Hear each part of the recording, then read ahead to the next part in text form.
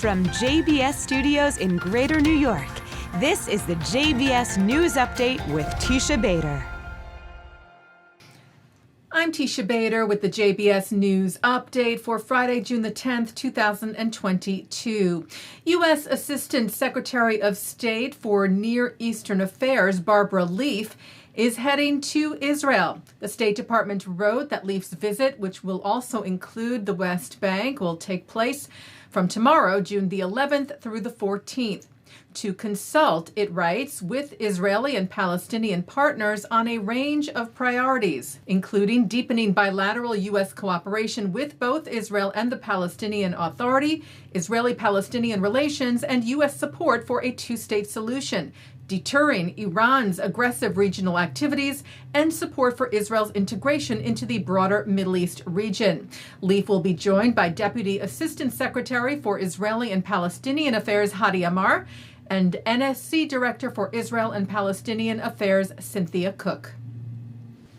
The U.S. Special Envoy to monitor and combat anti-Semitism and a number of Jewish organizations are calling out hateful messages from the leader of Iran and Twitter for allowing such hate on its platform.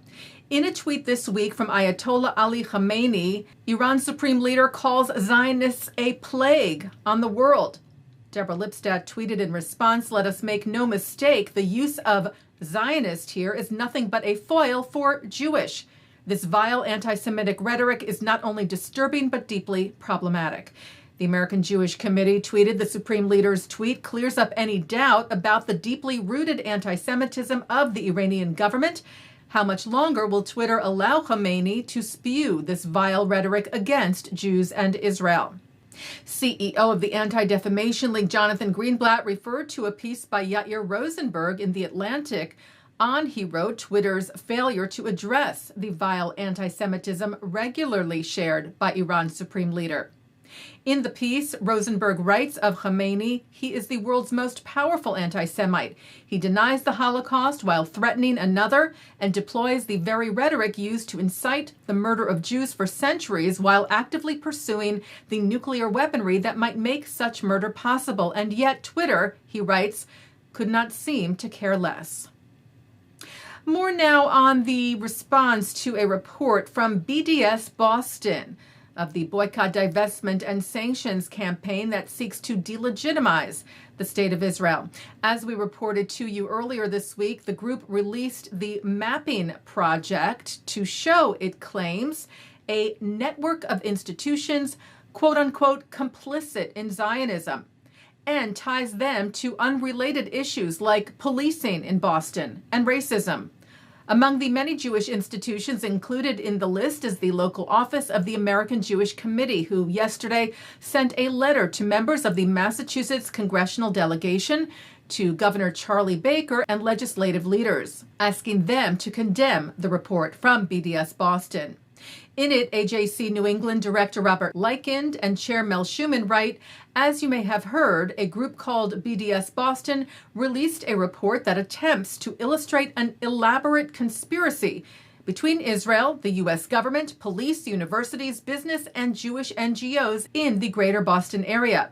It purports to show a sinister effort among these institutions to oppress Palestinians by creating what is, in effect, an enemies list.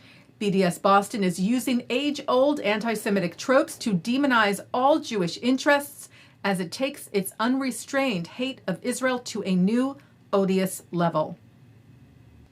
Well, Tel Aviv hosted its annual Pride Parade today, marking Pride Month, celebrating freedom and equality for the LGBTQ+ community, with over 170,000 participants this year and a performance by Australian artist Iggy Azalea. Israel is home to one of the largest LGBTQ+ pride parades in the world and the largest in the Middle East. And among today's massive crowd, some 300 Jewish young adults from North America traveling on an LGBTQ Birthright Israel trip. Several Knesset members and ministers like Transportation Minister Meirav Michaeli and Foreign Minister Yair Lapid, as well as U.S. Ambassador to Israel Tom Nides and his staff, who delivered a special message. We want to say Shabbat Shalom for tolerance. taking a look now at our programming for tonight on JBS for Friday, June the 10th. Live Shabbat services are coming up at 6 o'clock from New York City's Central Synagogue, followed by Shabbat services from the Hampton Synagogue. At 8:30, it's the film 6 Days in June, remembering the Six-Day War. At 10:30, it's a replay of the Hampton Synagogue services and then a replay from Central Synagogue. And coming up next, a look at this week's Torah Portion. And that's the JBS News Update for Friday, June the 10th, 2022. I'm Teisha Bader. Stay healthy, stay well, and Shabbat Shalom.